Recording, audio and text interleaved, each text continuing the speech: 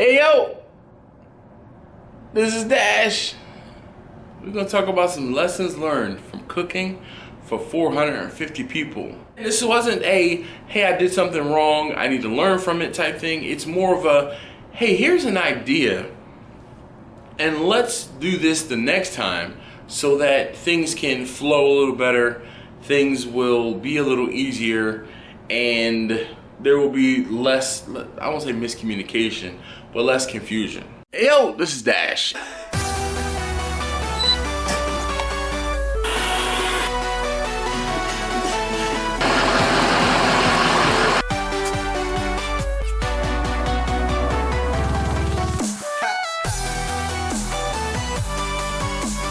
Get ready. All right, so yes. You guys who have been around know that I've done big events in the past. This past event, this past weekend, was the biggest event I have done to date. And the last time I did an event this big was 2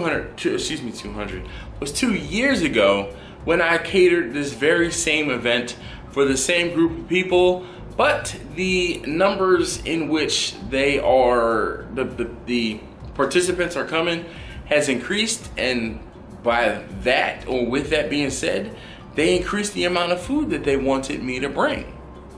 So yeah. All right, so if you guys didn't see, I talked about the cook itself in the last video. I will go ahead and link that video up there so you can see that. But this video, I'm gonna be talking about the lessons learned. And again, this wasn't a, hey, I did something wrong, I need to learn from it type thing. It's more of a, hey, here's an idea, and let's do this the next time so that things can flow a little better, things will be a little easier, and there will be less, I won't say miscommunication, but less confusion. So I wrote down, I made some notes, and let's see. So big events lessons learned.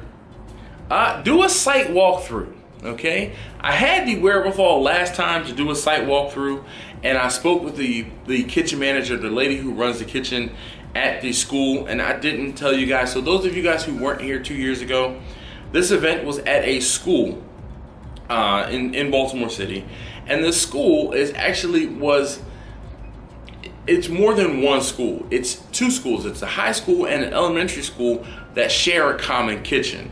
That common kitchen is it spans between two rooms. So here's the high school room. If I'm looking out, here's the high school lounge and cafeteria on this side, and here's the elementary school lounge and cafeteria on this side. And again, the kitchen is on the back side of it, and it's a common kitchen, but there's two sides.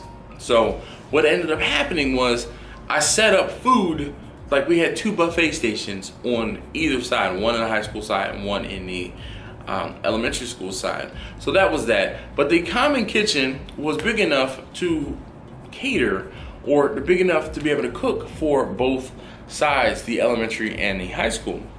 Now, again, I did a site walkthrough 2 years ago, and the site walkthrough 2 years ago let me know that I was going to be setting things up on two sides of this kitchen. Now, with the site walkthrough, I was able to talk to the kitchen manager. Now, again, this was 2 years ago, on how to operate all of the equipment that was there. They have an industrial size steam oven. They have some warmers, other things around, like the walk-in refrigerator, the walk-in freezer, so that if I had anything that I needed to put in those things, I could. So definitely do a walkthrough and talk with whomever is going to be able to give you instruction on how to operate the equipment. Definitely want to make sure you learn where everything is and what you can use. Yes, what you can use, because lo and behold, we started using something. It was just a garbage disposal when we were trying to clean up, and the garbage disposal wasn't working. Now, luckily enough, the kitchen manager was there this time, because she wasn't there last time, and she was able to tell us, unfortunately, just a little too late, that the garbage disposal isn't working. Hey, you can't use that. Baltimore City School is not going to repair it. Please don't use the garbage disposal. Why ain't she put a tag or a note or something not to use the garbage disposal? And I said to her, why didn't you put a note or something above it that says don't use this? Because she said, well, nobody's ever in my kitchen but me and my staff, so I just know they all know that we can't use it. I said, well, now you set me up and my folks that are helping me for failure. And she's like, oh, I'm sorry about that, but everybody knows. We didn't know when we were here last time it was functioning. So my man goes to wash the dishes, and it was nasty. What came out of that garbage disposal because it's stuck. Anyway, I say all of that to say a site walkthrough is of the utmost importance. One of the things that I got bit on the butt just slightly, and this one is for those of you guys who are just starting out and creating invoices and things like that. This one, check invoice for current pricing. Now what I did, of course, I took the time last time, 2 years ago, and I spent a few hours doing research and finding out how much this thing costs, how much that thing costs, where I could get the better deal from, where I could make the most profit on, and as far as because I purchased everything for this particular event. I purchased all of the meat, I purchased all of the sides, I purchased ice, I purchased sodas, I purchased waters, I purchased napkins, I purchased plates, I purchased utensils, okay? All of those things I purchased. Now what bit me was the plates have gone up in price. The utensils had gone up in price. The napkins were about the same. The waters had gone up in price. The sodas, I think the sodas, I can't remember. I think the sodas have gone up slightly, but it wasn't a drastic change where I noticed it enough. But I will tell you, if you do an invoice once, then you need to make sure that you check the invoice the second time or the third time that you use it. Or if you make some sort of template as far as an invoice. Now PayPal will allow you to, and I use PayPal. I'm not endorsed and not paid by PayPal to talk about PayPal invoicing, but I use PayPal invoicing solely, and I really enjoy PayPal invoicing. And again, you can set up templates in there, and you can set up the invoices and use the invoice that you created. So the invoice I created 2 years ago, I used it as a draft for this particular year, this particular instance. The prices for my meats have not changed. The prices for some of the sides had changed, and because I knew that from just updating it between that then and now. But the things that I did not really take notice of was the plates, the napkins, the hard goods, the plates, the napkins, the utensils, those things. Again, I didn't lose a whole bunch of money on, but I could have charged a little bit more to stretch, to make just a little bit more profit. I mean, we're talking a difference in charging of $25 to $50. So it wasn't crazy. So one of the other things is a big thing, and a lot of you guys who are not in my particular area don't necessarily think about. People who do not eat meat, be it a vegetarian, be it a vegan, be it pescatarian, those people are going to want to eat, or they have every right to eat just like anyone else who has no dietary restrictions. Does someone that does have a dietary restriction has to eat as any and everyone else. Those things being said, or that being said, obviously people who don't eat pork are one thing. They can get chicken, or they can get beef. And people who don't eat pork or beef can get chicken. That's what I always say. People who don't eat pork or eat beef and chicken, and people who don't eat beef and pork will eat chicken. And then there's sometimes people who don't eat beef, but they'll eat pork and chicken, and people who just don't eat any meat at all. And those folks will eat some of the sides. Now the sides that I had, I put no meat in any of the sides. I did a warm baked bean, so I used vegetarian baked beans, and I did a warm green bean, and I used no pork or turkey necks in those green beans either, because I was trying to make sure that those options remain vegetarian. I'm looking at my notes here, I'm sorry. I wanted to maintain or wanted to make sure that those options remain vegetarian. Now, I had some sides. I had a potato salad side, I had a macaroni salad side, and I had a coleslaw. Those were cold sides. The potato salad and the macaroni salad had eggs in them. Having eggs in the salads mean they were not good for the vegans, okay? So, I say all of that to say, you might want to talk to your coordinator or whoever's organizing this event for those and start to, or ask them to see if they can poll anyone that might have any sort of dietary restrictions. Now, again, I'm not trying to tell you, hey, you have to, the gluten-free folks. The gluten-free folks know exactly who they are and what they can and cannot eat. You don't necessarily have to put gluten-free options or gluten-free here or gluten-free that, because most barbecue is going to be gluten-free by default. Yay. With the exception of the potatoes are good. The macaroni is probably not, because it's probably wheat in the pasta. Other than that, you're good. They can probably almost eat everything.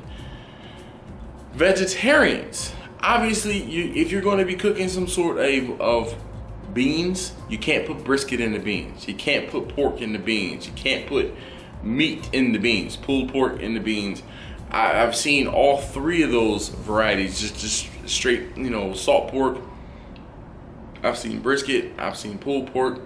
So meat in baked beans, a no-no.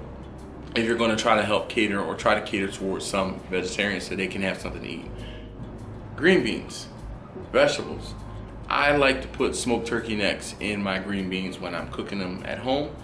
That's not an option when you're cooking for other folks because, again, the vegetarians. Now, I even made sure those beans were vegan friendly by not using any butter in those beans. I put just some salt, some pepper to season them a little bit to help, enhance that flavor. And I usually like to put a little bit of butter in my green beans just to add, a little fat to it and give it a little unctuous flavor. But I didn't do that on this day because I wanted to make sure that the vegans could eat those beans, and they were able to. Now, one of the problems I had is I had to find out the thing is, I've told you guys before, I do not make all of the sides that I make. The cold sides, I purchase them. I have a place where I purchase some sides, and those sides are good enough for government work, and I doctor them up just a little bit, and they're good. The good thing about that is I have a label where I can tell exactly what's in everything for those people who have dietary restrictions. If something pops up, if something happens, I can say, okay, I can pull that person aside and I can say, hey, this is what's in, or this is what those things are, and they can make a decision whether they want to or can or cannot eat whatever that thing is based off of the ingredients that they can see because it was manufactured at a specific site. That's one of the reasons why I purchased some sides as opposed to making some sides, right? So, poll the participants for dietary restrictions is a big one because you can find out how much of what you might need. And one of the problems that we had, and I talked to the coordinator and the coordinators of this event, I said, hey, you guys, maybe you can start asking how many vegetarians and vegans are going to be here, because the vegetarians and vegans threw off the amount of sides that I used up. I used up way more sides than I anticipated, and we had a lot of meat left over, which, the school's happy with it because the school now has a really good lunch for the kids tomorrow, on Monday. And the coordinators are happy because none of the meats ran out. The sides, definitely. We used every bit of almost every single side. And yeah. Yeah. The main thing that we used up was the potato salad. Everybody likes potato salad, or there's a lot of people that like the potato salad, and it was gone. All right, now one other thing, or the last thing, and this was something I was talking about with my wife, and she asked me, she said, why don't you have any sort of salad bar for the vegetarians or vegans? And I was like, I don't know, I never even thought about it. She said it wouldn't take very much to add like a little cart or something with just a bowl and some fixings on it to make it very easy for the vegans or the vegetarians to get a nice side salad So they have a little bit more. They have just a slight bit more option as something to eat, as opposed to having to go past all of the meats, and then kind of hem and haw and say, oh, do I want baked beans? Oh, do I want string beans? Oh, do I want coleslaw? Those were the 3 options I had for vegans. Now the vegetarians could eat the baked beans, the string beans, the potato salad, the macaroni salad, as well as the coleslaw. So those are just some of the things as far as lessons learned. And I know this was long and drawn out, and if you made it to the end, type high five down at the bottom and you get a high five. All right, I'm just gonna give you a pound, but you get a high five. So type high five if you made it all the way to the end of this long and drawn out babbly thing. But I do these more for myself than I do for some of you guys, but I know that this will help some of you guys out as well. So again, just to recap, make sure you do a site walkthrough, okay? Learn how to operate all of the equipment, learn where everything is and what you can and cannot use. Obviously, learn if anything is broken. Learn of the things that you will need to take with you too. That's another thing. When I go to these events, I take all the utensils that I use to cook with, because I don't know where someone else's utensils are. And this lady who runs this kitchen, she kind of seemed like, don't touch my stuff. And I'm like, okay, I will bring anything I need to cook. I brought all the pans I needed to warm my food up in. I brought all of the utensils I needed to cook with. I brought all of obviously the serving utensils and things like that. But that's another thing too. Try to talk to your coordinator or whoever is running this event to pull the participants for dietary restrictions. Again, the issue I had was the vegans and the vegetarians ate more of the sides than I anticipated. Check invoices and make sure you have current pricing. If you do any sort of template type thing, or if you reuse a invoice that you used in the past for another event or the same event or similar event. So yes. And then the last thing I have down is consider adding a small salad bar for the vegetarians and the vegans to help them hopefully offset, or help you offset, some of these sides being consumed from those people who have those dietary restrictions. So thank you. I know this wasn't the most energetic, or I'm still tired from this past weekend. This wasn't the most exciting video, but it's one of those informational videos that if you just listen to, hopefully you'll glean some information from it, and it could help you if you are planning to do something similar to this. Now, these same rules do not necessarily only apply to events where you're cooking for multiple hundreds of people. You could be cooking for 40 people, 50 people, 20 people, and you have the same type of issues where you need to make sure that you have an option for someone who doesn't eat all of the things that you prepare. So that being said, I really want to thank you guys for watching this video. Again, I know it wasn't the most entertaining, but it was one of those, I wanted to get this information out there to you guys, and I appreciate you sticking around. I appreciate you guys who wanted to see this particular video. So hopefully you enjoyed it. Please make sure you leave me some comments or feedback down below. If you like what you saw, if you learned something, that's what the comments down below are for. So you can leave me some feedback. And if you have any questions about this event or something in particular, please don't hesitate to leave a comment down below. Or a question down below. If I get enough questions, maybe I'll do another video trying to answer some of those questions. But for the most part, I'll probably just reply to you on a one-on-one basis to make sure that you get that answer that you were looking for. So with that being said, I'm really going to say thank you guys again, as always, for watching. If you haven't already, please do subscribe. Make sure you turn the notification bell on, and I'll see you next time. More butter, baby.